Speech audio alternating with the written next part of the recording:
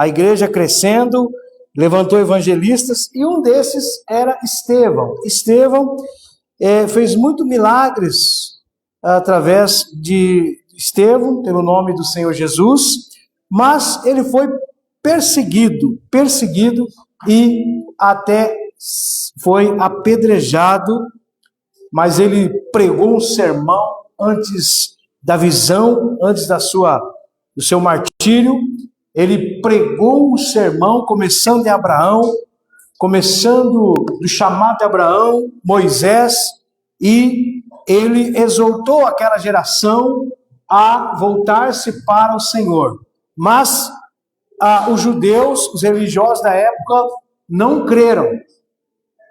E antes de entregar sua vida, antes de morrer por causa do nome de Jesus, ele disse essas palavras.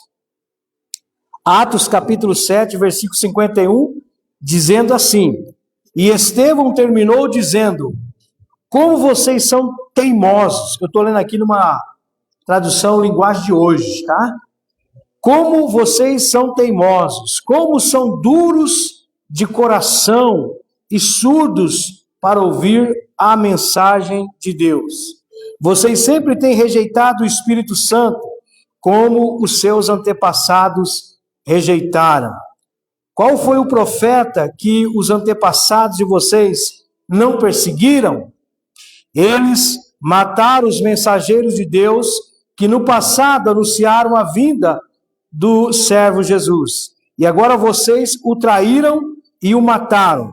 Vocês receberam a lei por meio de anjos e não têm obedecido esta lei. E o versículo 54 diz o seguinte: quando os membros do conselho superior acabaram de ouvir o que Estevão tinha dito, ficaram furiosos, rangeram os dentes contra ele. Mas Estevão, cheio do Espírito Santo, olhou firmemente para o céu e viu a glória de Deus. Viu também Jesus em pé, ao lado direito de Deus, e disse: olhem, eu estou vendo o céu aberto e o Filho do Homem em pé, ao lado direito de Deus. Mas eles taparam os ouvidos, gritaram bem alto, avançaram todos juntos contra Estevão. Depois o jogaram para fora da cidade e o apedrejaram. E as testemunhas deixaram um moço chamado Saulo, tomando conta das suas capas, enquanto eles atiravam as pedras. Estevão chamava Jesus, dizendo: Senhor Jesus, recebe meu espírito. Depois ajoelhou-se e gritou com voz bem forte: Senhor, não condenes essa gente por causa desse pecado. Amém, irmãos? Essa é a palavra de Deus para nós nessa noite. Os irmãos podem se assentar, queridos. Estevão, irmão, serviu ao Senhor. Estevão, um evangelista cheio do Espírito Santo, pregou em Samaria. A igreja, irmãos, testemunhou em Jerusalém, Judéia e Samaria. Então, a igreja estava chegando já em Judéia e na Samaria. E eu fiquei pensando, irmãos, nessa palavra de hoje. E eu quero fazer uma pergunta para os irmãos. Qual é o maior obstáculo para uma igreja cumprir a missão de Deus? O que vocês acham, irmãos? Qual é o maior obstáculo para uma igreja cumprir a missão de Deus? Pensa aí, irmãos. Talvez você pense o seguinte: pastor, é a violência. Ah, a violência está demais. Talvez alguém diz assim: ah, é falta de dinheiro, falta de recurso. Talvez você pense assim: ah, é a crise da época. Talvez você ache assim: é a perseguição. Talvez você ache que é a secularização da sociedade, ou seja, o mundo cada vez mais distante de Deus, o esfriamento espiritual, as pessoas cada vez mais longe de Deus, as pessoas cada vez falta interesse pelas coisas de Deus. Talvez você pense que o maior obstáculo sejam esses. No que você pensou? Qual que é o maior obstáculo para realizar a obra de Deus, a missão de Deus hoje em dia? Eu vou dizer que esses são, sim, alguns desafios que temos. Mas, irmão, nenhum deles foi apontado por Estevão como o maior problema. Na verdade, a maior ameaça para a igreja nunca foi fora, mas sim, irmãos, dentro.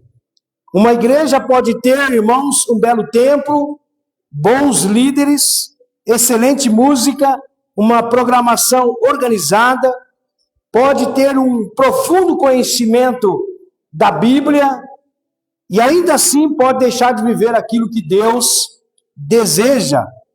E por quê, irmãos? Porque o maior obstáculo não é a falta de conhecimento, não é, irmãos, a falta de estrutura, de programas, não é a falta de oportunidades, não é, irmãos. O maior obstáculo é um coração que deixa de ouvir e obedecer à voz do Espírito Santo. Irmãos, foi exatamente isso que Estevão revelou diante do Sinédrio. Se você ler esse capítulo todinho do Atos 7, você vai ver que Estevão pregou desde Abraão, desde o chamado de Abraão, que Deus chamou ele para fazer um povo de Israel. Aí ele falou sobre Moisés, que foi escolhido, que foi para Faraó. Depois falou, irmãos, de Josué. Ele foi seguindo a Bíblia. Ele começou lá de Abraão. E todos esses foram rejeitados. Todos eles foram rejeitados, irmãos. Portanto, irmãos, o problema sempre foi o mesmo. Um coração que ouvia a voz de Deus, mas não queria obedecer. E essa mensagem, penso eu, que ela é muito oportuna para nós nos dias de hoje. Hoje nós temos acesso à Bíblia, hoje nós temos estudos, hoje nós temos sermões, hoje nós temos podcasts, não é? Hoje nós temos inúmeras ferramentas para o conhecimento da palavra de Deus. Mas a pergunta ainda continua: estamos apenas aprendendo sobre Deus ou vivendo com Deus? Porque há uma diferença muito grande. É muito fácil a gente estudar sobre Deus e deixar de viver com Deus. Então, irmãos, quando Estevão estavam ali, ele disse lá no versículo 51, coloca lá, Rian, versículo 51, vocês são teimosos, vocês são de homem de dura cerviz, teimosos, vocês são incircuncisos de coração e de ouvido, vocês sempre resistis ao Espírito Santo. E essa palavra, irmãos, resistir ao Espírito Santo, ela foi como brasa viva dentro do meu coração.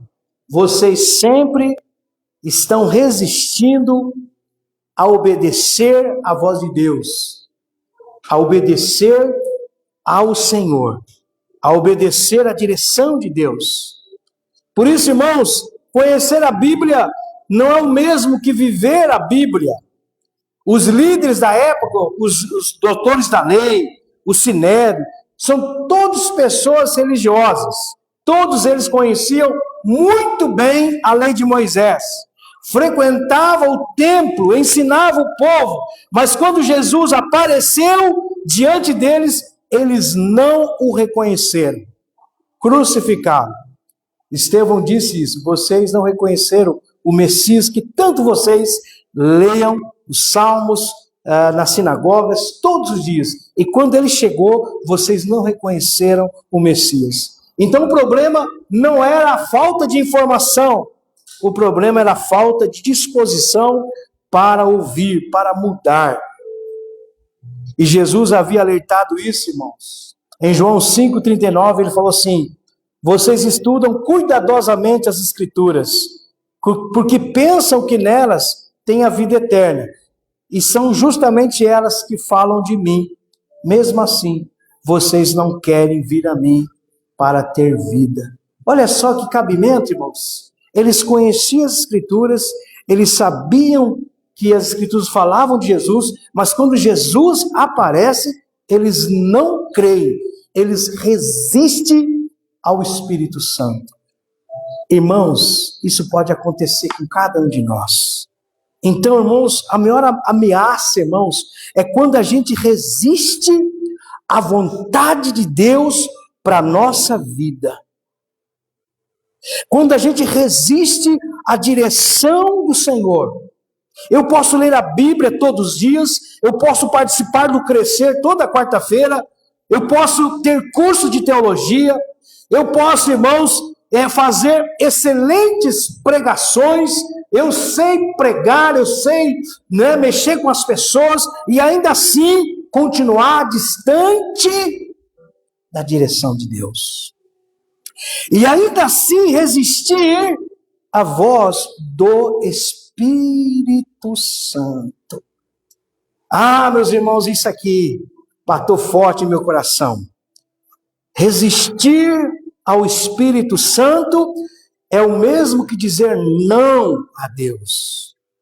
O Espírito Santo tem uma direção para a sua vida, tem um chamado para a minha vida.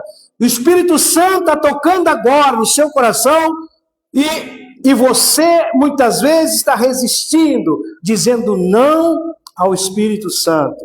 Estevão faz uma acusação muito forte aqui.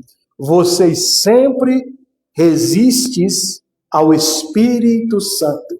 Assim vós sois como os vossos pais, que rejeitaram Abraão, que rejeitaram Moisés, que rejeitaram Jeremias, que rejeitaram Isaías. Jeremias foi jogado dentro do buraco, Isaías foi cerrado no meio. Todos os profetas, todos os apóstolos, irmãos, não foi falta de conhecimento, não foi falta de um coração duro, de uma dura cerviz, diz a palavra. Por isso, irmãos, ele mostra que isso aconteceu durante toda a história no seu sermão. José, ele foi jogado numa cisterna, num buraco. Moisés foi, e os profetas, todos eles perseguidos. Queridos, sempre que tinha um esfriamento espiritual na época, Deus levantava uma voz profética para avisar o povo a se arrepender e reconhecer os seus pecados. Queridos, então, a maior ameaça, irmãos, é quando a gente resiste à vontade de Deus para as nossas vidas. E resistir ao Espírito Santo é o mesmo que abandonar a fé. Na maioria das vezes, significa querer continuar no controle da própria vida. É quando Deus chama para mudar, mas preferimos continuar como estamos. É quando Deus pede para perdoar, mas escolhemos guardar mágoa. É quando Deus chama para servir, mas respondemos que não temos tempo. É quando, irmãos, Deus chama a igreja para fazer discípulos, mas preferimos manter apenas a programação religiosa. Uma igreja pode ter uma boa doutrina, uma boa música, uma boa estrutura, excelente programas, mas ainda assim resistir à voz do Espírito Santo. Queridos e amados irmãos, se você está aqui nessa noite é porque você teve uma direção do Espírito Santo.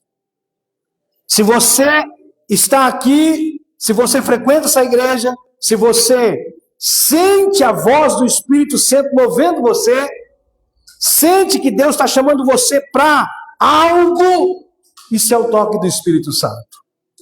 Queridos, a voz do Espírito Santo nos dá direção. A Bíblia diz que o Espírito Santo nos convence do pecado, da justiça e do juízo. Deus quer transformar o coração e não apenas a aparência. Estevão chama aqueles homens de incircuncisos de coração e ouvidos. Eles viram todos os sinais de Deus, o maná descer do céu, o mar se abrindo. Ele viu milagres, está escrito lá no Antigo Testamento, que nenhuma outra nação teve o privilégio de ver. Então, não é milagres que faz você crer e confiar no Espírito Santo. Não são sinais. Quanta gente pediram sinais a Jesus e disse: a nenhum de vocês vão ver sinais, a não ser o sinal de Jonas. Queridos, a verdadeira espiritualidade não começa nas mãos, começa no coração. A verdadeira espiritualidade não começa externamente, começa dentro. Não começa, irmãos, nas atividades da igreja, mas na disposição de obedecer. Podemos estar presentes em todos os cultos e mesmo assim viver longe da vontade de Deus. Esses últimos dias Deus tem falado muito isso aqui nesse púlpito. E é nada combinado, nada combinado. Pastor Luiz Carlos Santa Rosa trouxe uma palavra aqui. Não é o que eu quero que eu sempre faço. É o que Deus quer que é o melhor. Amém, irmãos? Muitas vezes não tenho vontade de estar no culto. Muitas vezes estou cansado, muitas vezes estou desanimado. Está doendo aqui, o pastor está doendo, né? Vontade de ficar em casa, abraçado com um cobertor, comendo uma pipoca. Amém, irmão? Mas o Espírito Santo diz: vai estar lá na presença. Sabe, irmãos? Talvez, irmãos, você não tenha vontade, mas não é a minha vontade, é a vontade de Deus que prevalece. Deus não procura pessoas, irmãos, que não esteja fazendo nada, Ele sempre procura trabalhadores mesmo. Amém? Quando Deus chama, Ele chamou pessoas ocupadas. Ele chamou Pedro pescando, Ele chamou Mateus na porta lá, cobrando impostos. Ele chama pessoas ocupadas. E essas pessoas disseram sim, porque elas foram sensíveis à voz do Espírito Santo. Pessoas que estejam dispostas a dizer: Senhor, mostra-me onde eu preciso mudar, e eu obedecerei.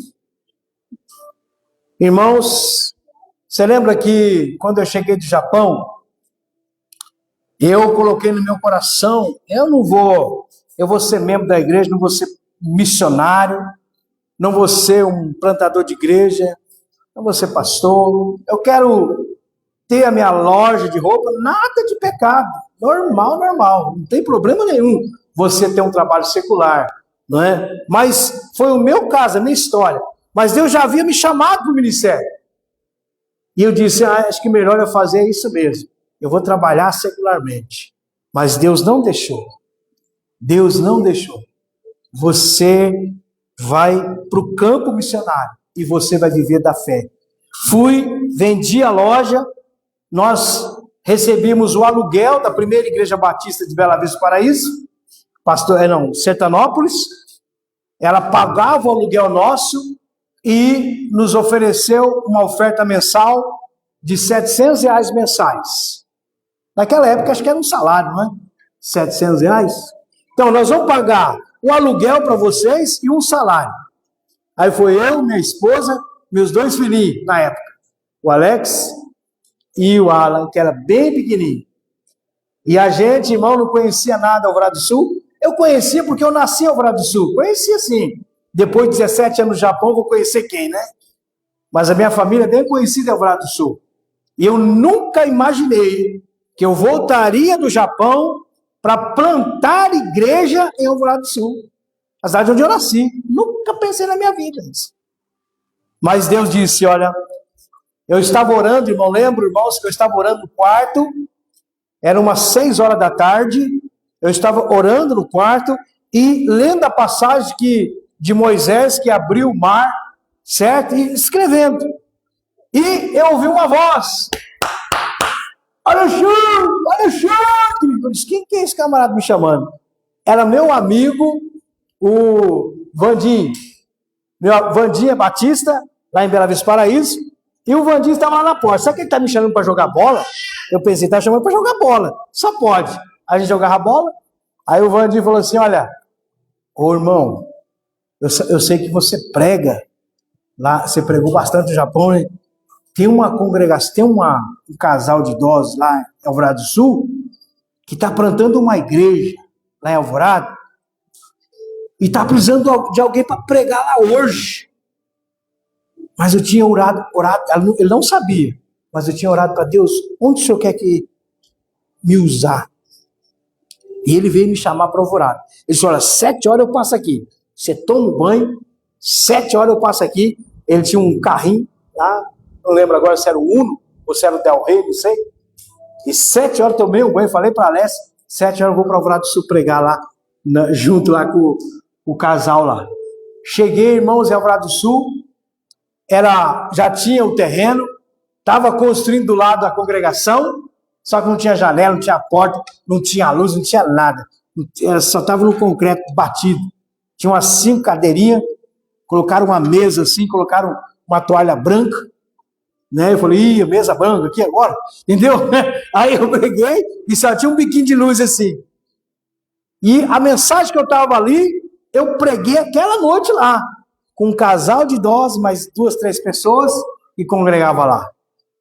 E eu disse, olha, essa é a mensagem que Deus trouxe. E a irmã gostou demais, aquela senhora, a Helena e seu Arthur, né? Eles gostaram muito e falou assim, olha, vem aqui nos ajudar.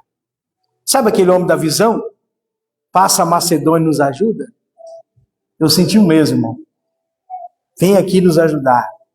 Aí eu falei, eu vou vender a loja e nós vamos para Alvorada do Sul obedecer a Deus. Não importa, não sei o que vai acontecer comigo. Mas Deus vai sustentar. E eu levei um cachorrinho, Yuki, para agradar meus filhos, para entreter eles. Porque a gente saiu de Bela Vista Paraíso, não tínhamos móveis. Ganhamos móveis usados, uma mesa amarela, que eu usei aqui em Açaí para evangelizar os meninos. Uma mesinha amarela, aquela que estava tão velhinha que estava farelando, você lembra?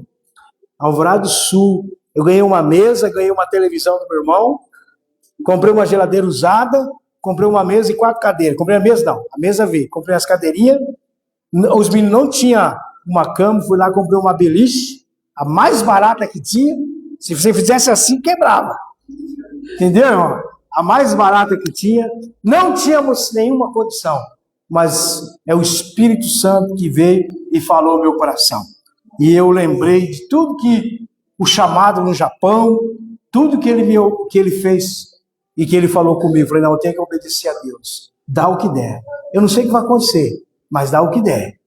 Eu vou obedecer a Deus. E fomos, irmãos.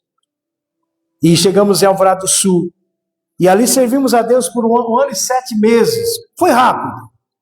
E foi nesse período que estava ali plantando a igreja em Alvorada do Sul que a Junta de Missões Nacionais nos chamou para ser missionários no quadro de Junta de Missões Nacionais, irmãos. Aí fomos para o Rio de Janeiro. E só depois disso que eu fiz teologia na Faculdade Batista. Foi uma direção do Espírito Santo. E eu, irmão, lembrando disso agora, eu agradeço a Deus. Porque naquele momento, irmãos, eu não sabia mesmo o que seria de mim. O que seria, o que eu ia fazer. Olha, em Alvorada do Sul, eu quase virei Popeye. Quem lembra do Popeye aqui? O que o Popeye comia, gente? Hein, Sofia? A Sofia é novinha, não vai saber, não é da sua época. O Popeye comia o quê, Luiz? Lá em Alvorada do Sul, o irmão Arthur era pescador. O irmão Arthur, que era o casal que estava lá plantando a igreja. Nós fomos ajudar eles. E ele pescava a tilápia e trazia o quê? Espinafre. Era ou não era, Hugo? O Hugo também ficou lá em Alvorada do Sul um tempo. Ô, Alexandre! Ô, seu Arthur! O que você trouxe aí? Tilápia e espinafre. Ô, maravilha! Vamos fritar esse negócio aí. Aí passava 2 dias.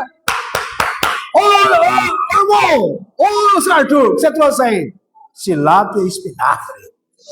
Eita glória! Estou virando um papai aqui. Mas pensa num homem abençoado, seu Arthur. Tem muita saudade do seu Arthur. Está lá em Garça. Em Garça. Eu preciso ver lá Garça também. Mas, irmãos, foi uma época difícil na minha vida. Foi. Chegou uns dias que eu não tinha dinheiro. E eu estava devendo no mercado R$ 1.200. Pensa, irmão, o salário é 700. Eu estava devendo R$ 1.290. Eu tinha que comer, ué. Eu comprava lá para depois pagar. Não marcava lá, entendeu? E eu falei, o que eu vou fazer, meu Senhor? O que eu vou fazer? Irmãos, eu orei ao Senhor. O irmão Mariano, lá do Japão, sem saber de nada, irmão, não falei nada. Ele me ligou, o irmão lá da igreja que nós pastoreávamos lá, em Taruichô, família do Mariano, ligou para mim e falou, pastor, tudo bem? Eu falei, tá tudo bem. Tá tudo bem. Ele disse, olha, eu e minha família aqui, nós resolvemos lhe trazer uma oferta para o senhor. Qual que é o banco? Como é que eu faço para ofertar? Eu disse, meu irmão, deixa Deus te usar. Não é? Deixa Deus te usar, ué. Aí ele pegou os dados do banco, dei para ele, no outro dia ele depositou. Aí passou uns 2 dias, eu fui lá ver o depósito. Ele falou, já depositei. Só que não falou quantia, eu também não perguntei. Quando eu fui lá, irmãos, era R$ 1.290. Exatamente o que eu precisava para pagar o mercado. Saquei o dinheiro, fui lá no mercado, e era o mercado de Bela Vista ainda. Fui lá no mercado, falei, preciso conversar com você. É irmão de igreja também, o dono do mercado. Vamos lá conversar. Já sabia o que era.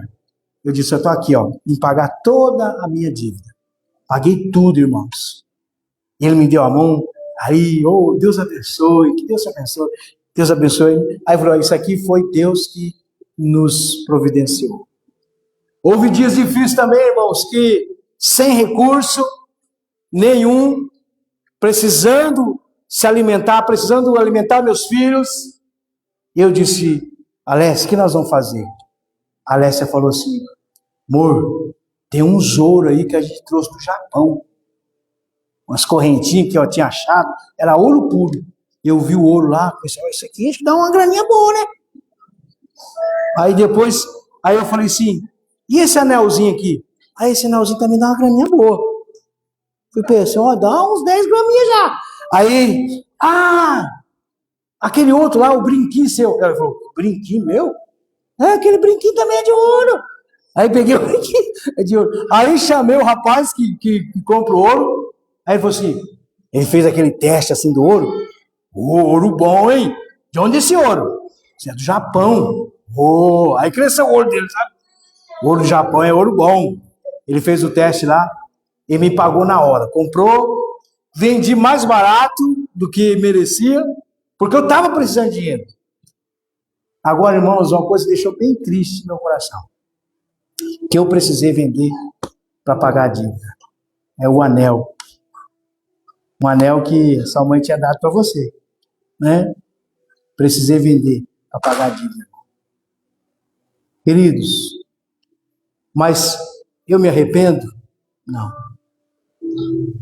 Porque eu sabia, irmãos, que eu estava obedecendo a voz do Espírito Santo.